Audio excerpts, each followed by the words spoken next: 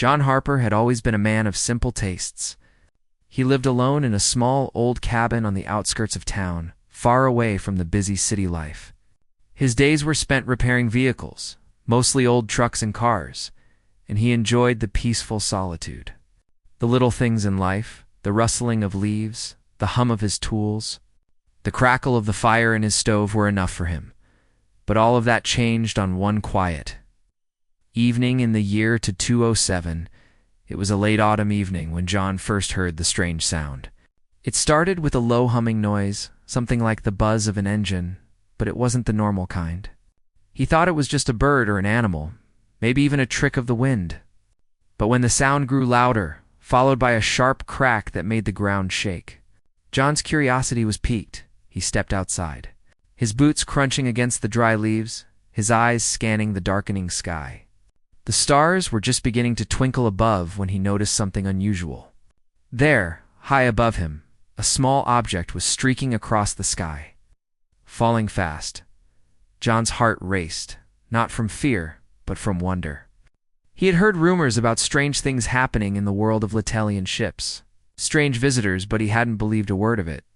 Now, standing in his yard, he realized he was about to experience something completely unexpected. The object crashed into the forest nearby with a force that shook the ground. John didn't think, he just ran. His old boots kicked up dirt as he made his way through the trees, the air thick with the smell of burning wood and something unfamiliar.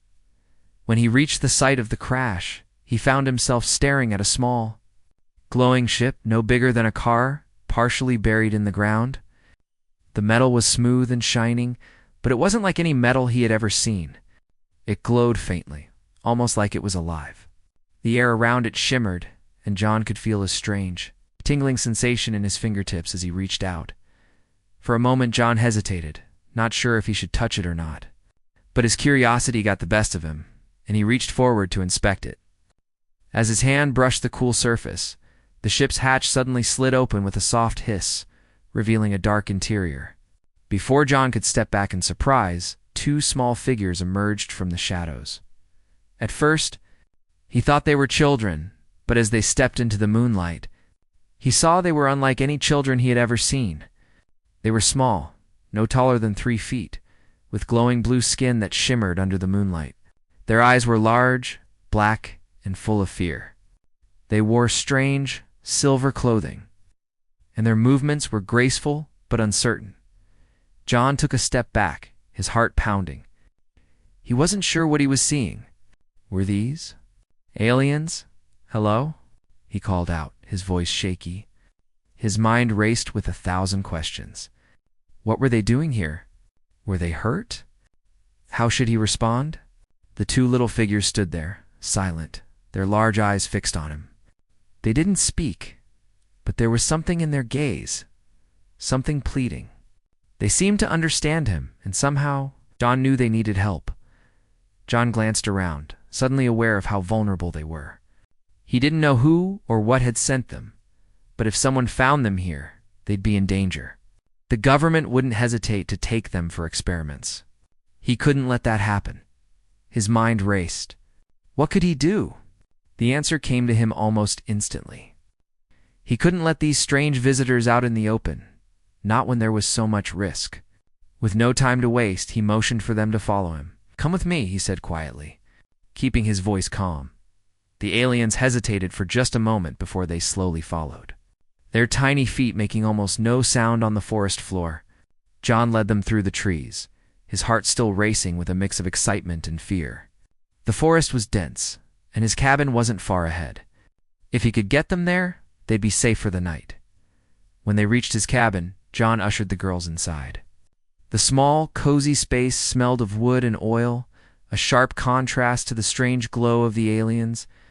John quickly locked the door behind them and drew the curtains closed, ensuring they would remain hidden. The two girls didn't speak, but they seemed to relax now that they were inside. They looked around the cabin, their eyes wide with wonder. They were obviously unfamiliar with Earth, and John couldn't help but feel a little sympathy for them. They were lost, far from home, and in a world they didn't understand. John moved to his old kitchen and started rummaging through the cabinets. He had to find something to help them. They didn't seem hurt, but who knew what they needed? They were aliens, after all. He found a couple of cans of soup and heated them up, trying to make them as comfortable as possible. He returned to the living room, holding out the bowls of soup. The girls looked at him curiously, their eyes flicking from the food to John's face. He smiled at them, trying to seem friendly, though he wasn't sure if they understood.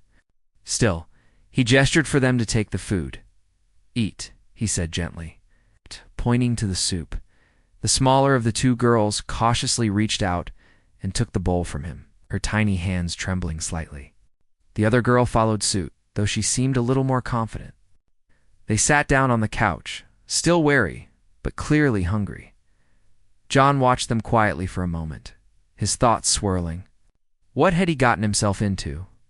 He had no idea who they were or what their story was. They didn't seem dangerous, but their arrival was a mystery, and John was no fool. He knew that if anyone found out about this, his life, their lives could be in danger. His mind turned back to the ship. There had to be more to this than just a random crash. Was this part of something bigger? Who were these girls and why had they come here? Suddenly, the smaller girl looked up at him, her black eyes filled with something he couldn't quite understand. There was a look of gratitude, but also fear. Fear of something John couldn't see. "Are you... okay?" he asked quietly, kneeling down in front of her. The girl didn't respond directly, but she nodded slowly, as though trying to reassure him.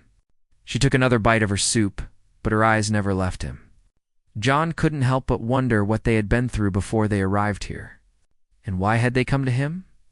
Just then the door creaked open slightly and John's heart stopped. His breath caught in his throat. Had someone found them? Had the government tracked them here? But to his surprise, it wasn't a soldier or a government agent who appeared in the doorway. It was the other girl, the one who had been silent since they arrived. She had moved to the window, looking outside. Her eyes were wide, full of fear. She turned to John, her small voice trembling as she spoke for the first time. "Danger. They're coming." John felt a chill run down his spine. Who were they running from? And what was coming for them?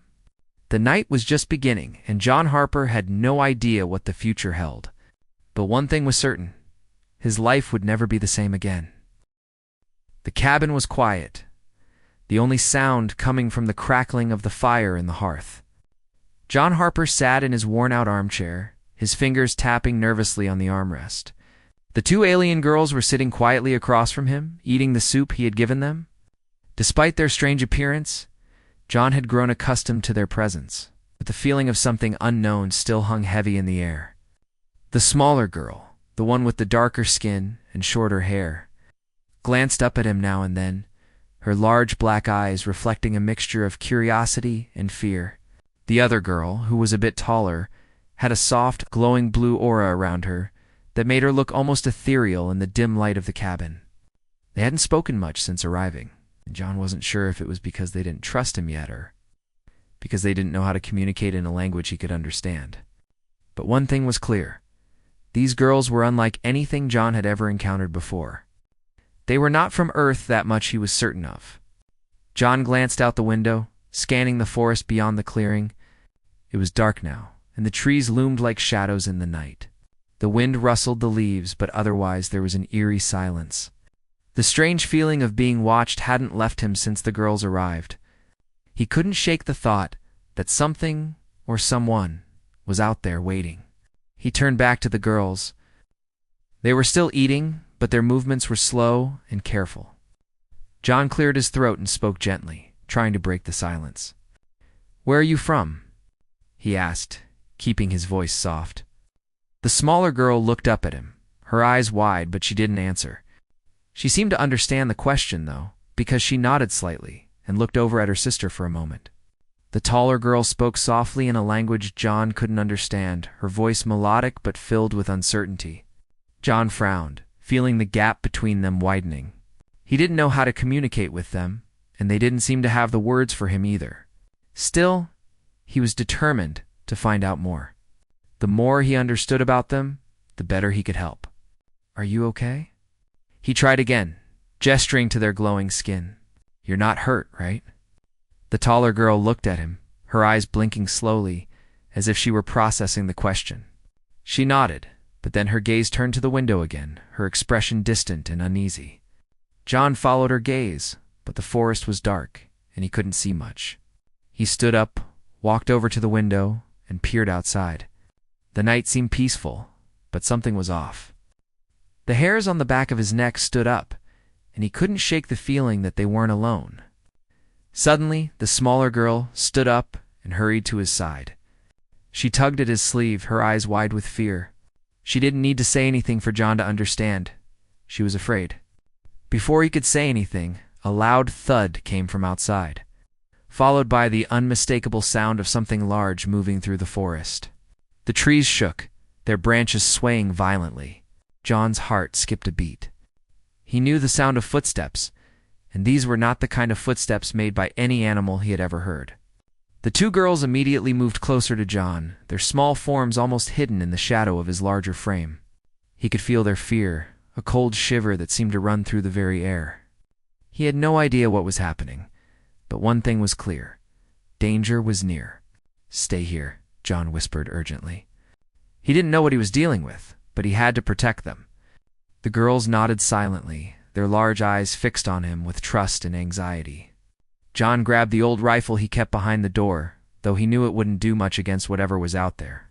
He wasn't a soldier, but he couldn't just let whatever it was get to the girls. He took a deep breath, steeled himself, and stepped outside. The wind had picked up, and the trees swayed in the growing storm. The dark forest seemed to close in on him as he walked, the eerie silence broken only by the occasional rustle of leaves. His footsteps were heavy on the wet ground, and each crunch of leaves made his nerves tense. The sounds of movement were getting closer, and John could hear something breathing, something far too large to be a normal animal. Suddenly, something darted through the trees in front of him, too fast for John to even get a glimpse. He froze, listening carefully. It was as if the creature was circling him. John's pulse raced, his grip tightening on the rifle, but he held still, waiting for the right moment to act. Then, out of nowhere, a glowing shape emerged from the shadows. It was tall, its skin covered in a dark, metallic armor that gleamed in the dim light. Its eyes glowing bright red, locked onto John. The creature didn't speak, but it was clear it was not friendly. Its posture was menacing, and the air around it seemed to hum with an energy that made the hair on John's neck stand on end. John took a step back, his heart pounding. What was this thing? Was it one of the creatures the girls had been running from? He didn't have much time to think. The creature advanced, its footsteps heavy on the ground. John raised the rifle, his finger hovering over the trigger, but just as he was about to fire, the creature stopped. It tilted its head, studying him with an eerie, almost curious expression. Then, without a word, it turned and disappeared back into the forest as quickly as it had come. John stood frozen, his rifle still raised, but the creature was gone. The air around him felt thick with tension, and he slowly lowered the rifle, his hands trembling. What was that thing? And why had it come? He didn't have time to figure it out. The girls were still inside, and he had to get back to them. He hurried back to the cabin, his heart racing. When he opened the door, the girls were waiting for him, their faces full of fear. "Are they gone?" the smaller girl asked in a soft, trembling voice. John didn't know how she knew, but he nodded. "They're gone," he said, his voice low and reassuring. "But we need to stay alert. Something isn't right." The girls seemed to relax slightly, though they were still on edge. The taller one looked up at him with her glowing blue eyes, and for the first time since she arrived, she spoke. "Danger. Not over," she whispered, her voice soft but clear. "More will come." John felt a chill run down his spine. More would come? What did that mean? What kind of creatures were after them? Before he could ask any more questions, there was another sound from outside. It wasn't the same as before, but it was just as unsettling, a low hum. Like the sound of a ship or some kind of machine hovering overhead. John rushed to the window again, his heart pounding. He could see it now, high above the treetops, a massive shape moving across the sky. It was unlike anything John had ever seen. It was a ship, but it didn't look like anything from Earth. It was sleek and black, with strange symbols glowing along its hull. It was moving toward them, slowly but surely. John's heart raced. The creatures that had followed the girls were not just random hunters. They were part of something much bigger, and whatever was in that ship, it wasn't just looking for the girls anymore. They were after something far more dangerous. "Get ready," John said, his voice shaking but determined. "We have to protect each other. Whatever comes next, we'll face it together." The girls nodded, their eyes wide with fear but also with a growing trust in him. John didn't know what was coming, but he knew one thing for sure. He wasn't about to let anyone take these girls. No matter what it took, he would protect them. This second part builds on the mystery and tension of the first part, introducing new threats and hinting at the larger dangers ahead. It keeps the pace fast and engaging. As John and the alien girls face a growing danger in the form of mysterious creatures and an unknown ship, the simple, straightforward language helps maintain clarity while still making the story exciting and suspenseful. The night was still, and John Harper's cabin seemed like the only safe place in the world. But even inside, surrounded by walls that felt like they should offer protection, there was an air of unease. The strange ship that had hovered over the forest was gone, but John couldn't shake the feeling that more danger was coming.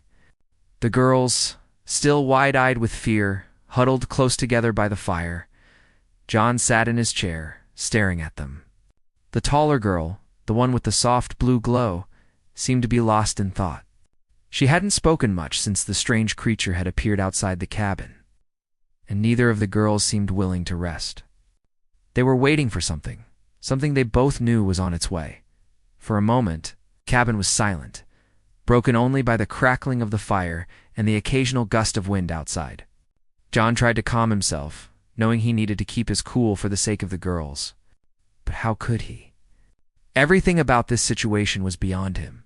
Alien creatures, strange ships, and a mystery that seemed to grow deeper by the hour. Suddenly, there was a knock at the door. John froze. He wasn't expecting anyone. The knock came again, louder this time. It wasn't a regular knock either. It had a strange rhythm to it, almost like a pattern. John's heart began to race. He knew this couldn't be good. The girls seemed to sense the change in the air too. The smaller one, the one who had been so quiet before, moved toward John, clutching his sleeve tightly. Her grip was soft but firm, as if she were holding on for dear life. "Who is it?" John whispered, trying to keep his voice steady. The tall girl didn't answer right away. She simply stared at the door with wide eyes, her body tense. For a moment it seemed like she was trying to communicate something, a warning perhaps. She turned to John, her glowing blue skin shimmering in the firelight. Her voice was soft, yet there was urgency in her tone. "Mother," she said. "She comes." Before John could respond, the door creaked open by itself. Standing in the doorway was a figure that made John's heart skip a beat. She was taller than the girls, with skin that shimmered in shades of silver and blue, much like the girl who had spoken. Her eyes were glowing bright, a vivid shade of green that seemed to pierce right through him. She was dressed in armor that gleamed in the low light of the cabin, her presence both regal and powerful. John's breath caught in his throat. He didn't know what to do, but the girl who had spoken earlier rushed to the figure, calling out to her. "Mother," she exclaimed, her voice full of relief and joy. The woman smiled, her eyes softening. She knelt down, wrapping her arms around both girls in an embrace that was gentle but strong. The smaller girl, who had been so frightened just moments before, now looked calm and safe in her mother's arms. For a brief moment, John saw the true depth of their bond, and a part of him felt comforted, though his mind was still racing. The mother stood up slowly, her eyes turning to John. He stood frozen, unsure of what to do or say. She studied him carefully, her gaze sharp but not unkind. "You are the one who helped them," she said, her voice clear and melodic. There was a strange calmness to her tone, though the tension in the air had not fully passed. John cleared his throat, trying to sound as composed as possible. "I didn't have much choice," he said, his voice steadying as he spoke. "They were lost, and they needed help. I just I couldn't turn them away." The woman's expression softened even more. She nodded slowly, then looked back at her daughters, her hands resting on their shoulders. "I know," she said, her voice full of warmth. "You have done more than you realize. You have given them something they have not had for a long time: safety." John was still unsure how to feel. This was all so far beyond his understanding.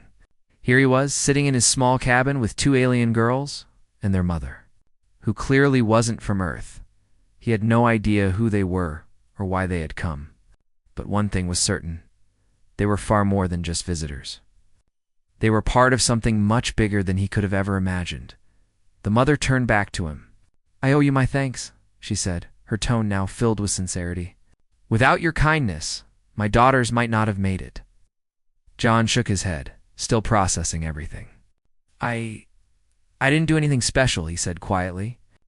"I just helped them because it was the right thing to do." The mother smiled again, but this time there was something more in her eyes, a deep, knowing look, like she could see right into him. "That is what makes you special," she said, her voice gentle but firm. "You did what many would not have. You did not fear the unknown. And that, human, is a rare thing." Hey. John didn't know how to respond to that. He was just a mechanic, a man who had lived a quiet life in the woods, far away from the world's chaos. Now, here he was, standing in front of an alien who called him special. The mother paused, looking around the cabin as though she were assessing something, taking in every detail. After a moment, she spoke again. "You are not like the others," she said. "You do not fear what you do not understand. This is why you have been chosen." John's confusion deepened. Chosen? Chosen for what? He was just a man trying to get by. He wasn't anyone special. He wasn't a soldier or a scientist. He was just John. The mother seemed to sense his uncertainty. She stepped closer to him, and though she was tall and imposing, there was something oddly comforting about her presence. "I do not know what the future holds," she said softly, "but I do know that your actions tonight have changed everything. You have become part of something much greater than you realize." John took a step back, trying to process her words. He had always been a simple man, living alone with his thoughts and his work. But now it seemed his life had been intertwined with these strange visitors, and he was about to find out just how deep that connection ran. The girls, still by their mother's side, looked up at John with trust in their eyes. The smaller one reached out and tugged at his sleeve, her face filled with innocence. "Are we safe now?" she asked quietly, her voice barely above a whisper. John looked at the three of them, then out the window at the dark forest beyond. He wasn't sure if they were truly safe, not yet. But in that moment, as he looked at the girls and their mother, he knew one thing for certain. He would do everything in his power to protect them. Whatever the future held, whatever dangers came their way, he would stand with them. "Yes," he said, his voice steady and full of resolve. "You're safe now. As long as I'm here, you're safe." The mother gave him a look of gratitude, then turned her gaze to the two girls. She whispered something to them in their language, and they nodded, quiet understanding passing between them. For a long moment, there was silence in the cabin. The only sound was the crackling fire and the feeling of calm that had settled over the room. But deep down, John knew this peace wouldn't last forever. The world outside was still a dangerous place, and whatever had brought these aliens to Earth was far from over. But for now they had each other, and that, in itself, was enough. The morning after the mother's arrival, the forest surrounding John Harper's cabin was quiet. The air was crisp and fresh, and the early light of dawn filtered through the trees, casting long shadows across the clearing. Inside the cabin, however, the atmosphere was anything but calm. John sat at the small wooden table, his hands wrapped around a steaming mug of coffee. Across from him, the two girls and their mother, Aerith, sat in silence. The girls were playing with some small stones John had given them, their eyes occasionally flicking up to Ariath, who watched them with a calm, almost protective gaze. Ariath's presence in the cabin was still overwhelming, but there was an undeniable sense of peace that seemed to follow her. John couldn't explain it, but he knew that somehow she was different from any being he had ever encountered. Aerith turned her gaze toward him, her eyes glowing softly. "You have done more than you think, John Harper," she said, her voice soft but firm. "You saved my daughters when you could have turned away. And for that, I will show you a part of my world." John looked at her, puzzled. He had no idea what she meant. "What do you mean?" he asked, his voice hesitant. Aerith stood up and motioned for him to follow her. "Come," she said, walking toward the window. "I will show you something that will help you understand." John followed her outside, the girls trailing behind, their small hands clasped together. The sun was higher in the sky now, and the day had grown warmer. The forest around the cabin looked peaceful, but John's mind was racing with questions. What was she going to show him? What kind of reward could she possibly give him? When they reached the edge of the clearing, Aerith stopped and turned to face John. She raised her hand. And suddenly, the ground beneath them began to tremble. John took a step back, his heart pounding in his chest, but Aerith remained calm. She didn't seem concerned at all. The ground cracked open before them, and from the earth, a stone pedestal rose up. Atop it rested a small glowing object, something that looked like a crystal, but unlike any crystal John had ever seen. It shimmered with colors he couldn't even describe, constantly shifting and changing. He felt a strange pull toward it, a magnetic force that he couldn't explain. John stared at it, his eyes wide with awe. "What is it?"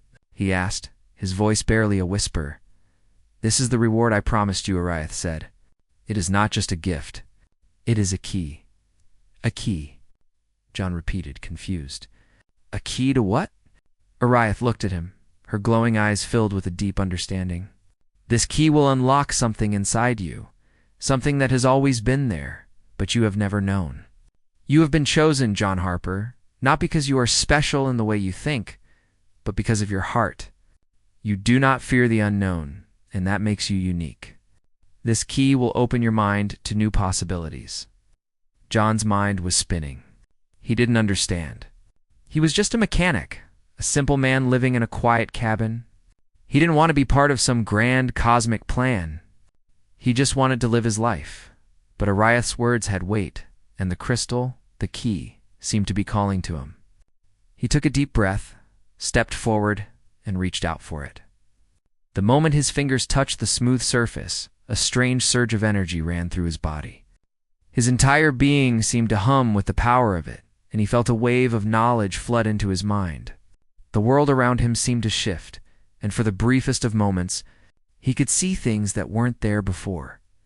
Images flashed before his eyes, strange landscapes, alien cities, and beings from far-off worlds.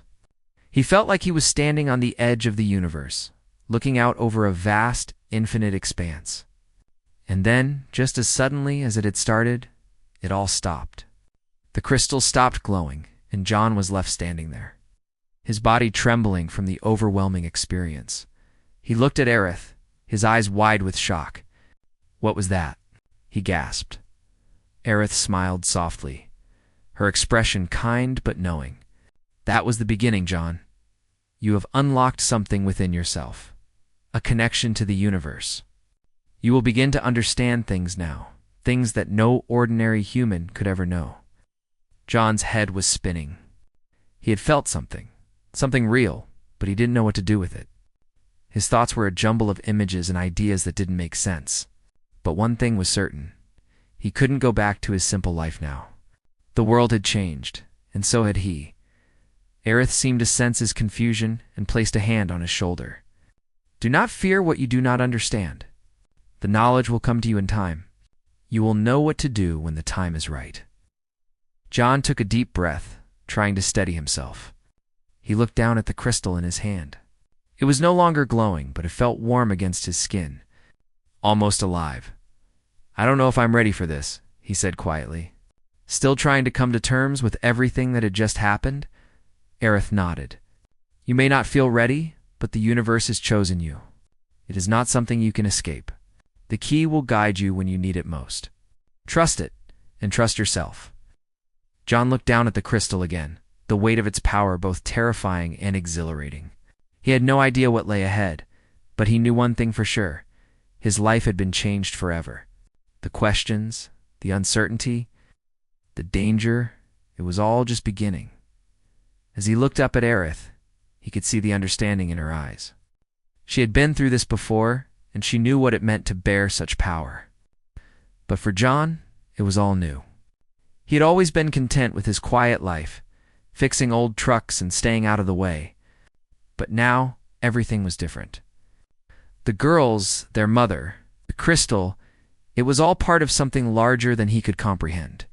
He turned to the girls, who were standing a few feet away, watching him with a mixture of curiosity and trust. The smaller one smiled at him, her eyes bright with a sense of hope. "We're safe now, aren't we?" she asked softly. John smiled back at her, his heart full of a protective instinct he had never felt before. He didn't have all the answers, but he knew one thing for sure. "Yes," he said, his voice steady. "You're safe now," Aerith nodded, a look of approval in her eyes.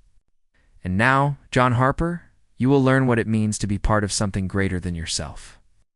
John felt a weight settle on his shoulders, but it wasn't a burden.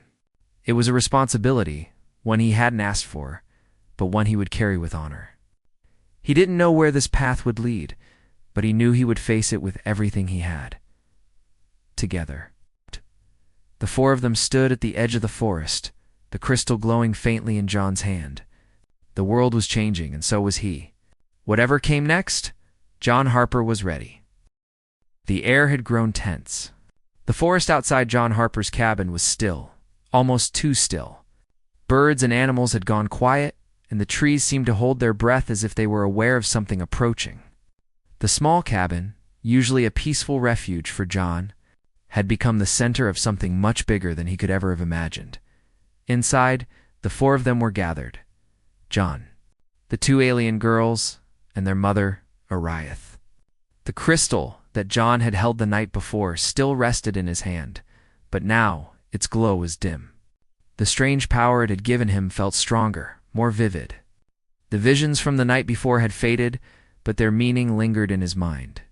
He didn't fully understand it all, but he knew that he had a role to play in whatever was coming next. Aerith stood by the window, her sharp gaze focused on the horizon. She had been quiet since the morning, but now her posture was tense. Her daughters, still young, but remarkably intelligent, sat together, their wide eyes fixed on her mother. They had felt the change too, the unease that had settled over the forest. "They're coming," Aerith said softly, her voice filled with a certain finality. "The others. The ones who have been hunting us." John's heart skipped a beat. He had hoped, perhaps foolishly, that the worst was over. But now it seemed he was wrong. "They are not like the creature from before," Aerith continued, turning away from the window. "These are not random hunters. They are part of an organized force, a faction that has been chasing us across the stars, and they will stop at nothing to get what they want." John's mind raced. What could they possibly want? The crystal, the girls, or something else entirely? "What are they after?" he asked, his voice calm despite the fear gnawing at his insides. Aerith paused for a moment, her gaze drifting to the glowing crystal in John's hand. "They are after the key," she said, her voice low. "That key you hold, it is not just a symbol of power. It is the key to something much greater. It connects us to ancient forces, and once they have it, they will control not just our people, but the entire galaxy." John stared at the crystal in his hand, his fingers tightening around it. He could feel the weight of its power, pulsing faintly beneath his touch. He didn't understand it all, but he could feel its importance. It was a tool, a weapon, but also something more. Something that could change the fate of not just Earth, but the universe itself. "What can we do?" John asked, his voice steady. "How do we stop them?" Aerith turned to him, her eyes filled with a mixture of respect and something else, uncertainty. "We cannot stop them through force alone," she said. "They are too powerful. But you, John, you have been chosen. The key will guide you. You will have to unlock its full potential and use it to protect this world." John didn't know what that meant. He was just a simple mechanic who had gotten caught up in something far beyond his understanding. But looking at Aerith and then, at the two girls, something deep inside him stirred. He couldn't let these people, these beings suffer. They had trusted him, and he wasn't about to let them down. "I'll do whatever it takes," he said quietly. "I don't know what's coming, but I won't let them take you." Ariath's expression softened, and she nodded. "You have the heart of a true protector, John Harper. That is what makes you special." Before John could respond, a distant rumble echoed through the air. The ground trembled slightly, and the trees around the cabin shook as if something massive were approaching. The quiet forest suddenly felt very dangerous. John rushed to the window, his heart pounding in his chest. In the distance, he saw them ships, massive dark vessels descending from the sky like shadows. There were dozens of them, their sleek, metallic forms cutting through the sky with an almost eerie grace. They moved in perfect formation, their engines humming softly as they approached the earth. "They're here," Reith whispered, her voice tinged with sadness. "It's too late to run now." John's mind raced. He knew they didn't have much time. He turned back to the girls, who were watching him intently. The smaller girl's eyes were wide with fear, but the taller girl, the one who had always been more composed, stepped forward, her face resolute. "Mother," she said, her voice calm but firm. "We will fight. We have to." Reith looked down at her daughters, her expression unreadable. She nodded slowly. "Yes, we will fight, but it will not be easy." John felt the weight of the situation pressing down on him. He had no weapons, no training, no real plan, but he had something else, the key, the crystal. He didn't know how to use it fully, but he felt that now was the time to learn. Aerith stepped forward and placed her hand on John's shoulder. "You must trust the key," she said softly. "It will show you what to do, and it will help you protect them in this world." John took a deep breath.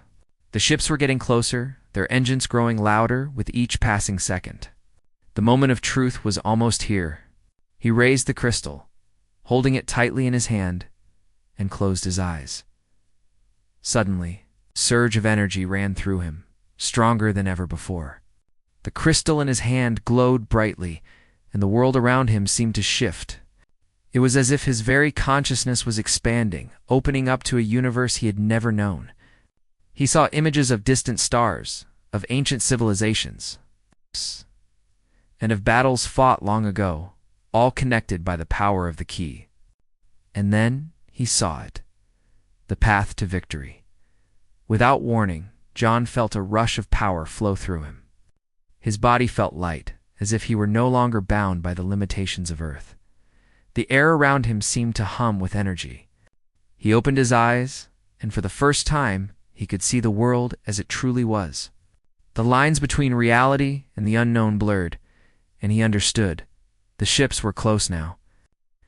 Their dark forms loomed in the sky, casting long shadows over the cabin. The air crackled with tension. But John felt something else, something new, confidence, power, a sense of purpose. The key had unlocked something within him, something that was not just physical, mental and spiritual. He turned to Aerith, who was watching him with a knowing look in her eyes. "It's time," he said, his voice steady. Together, they stepped outside, ready to face the coming threat. The girls stood by their side, their faces filled with a mix of fear and determination. John felt the weight of their trust, and it gave him strength. The ships descended, their engines roaring as they landed on the ground. The air around them shimmered, and strange figures began to emerge from the ship's hull. Armored beings with glowing red eyes. They were the ones who had been chasing Aerith and her daughters. The ones who wanted the key. They marched toward John and the others, their weapons raised, their faces cold and unfeeling. But John wasn't afraid. He raised the crystal, and for the first time, he felt the full force of its power surge through him. He could feel the energy flowing, and with it, a deep sense of connection to everything around him, to the earth, to the stars, and to the very fabric of the universe itself. With a flick of his hand, the air around them seemed to bend and twist. The ground beneath their feet trembled, and the armored invaders froze, unsure of what was happening. John's mind was clear now. He knew what to do. He raised his hand again, and the energy from the crystal surged forward, blasting the invaders back with a force so powerful that it shook the ground. The invaders staggered, caught off guard by the power of the key, but John didn't stop. He pressed forward, his mind focused and steady. One by one, the invaders fell, unable to withstand the power of the key. The air around them crackled with energy as John wielded the crystal like a weapon, his connection to it growing stronger with each passing second.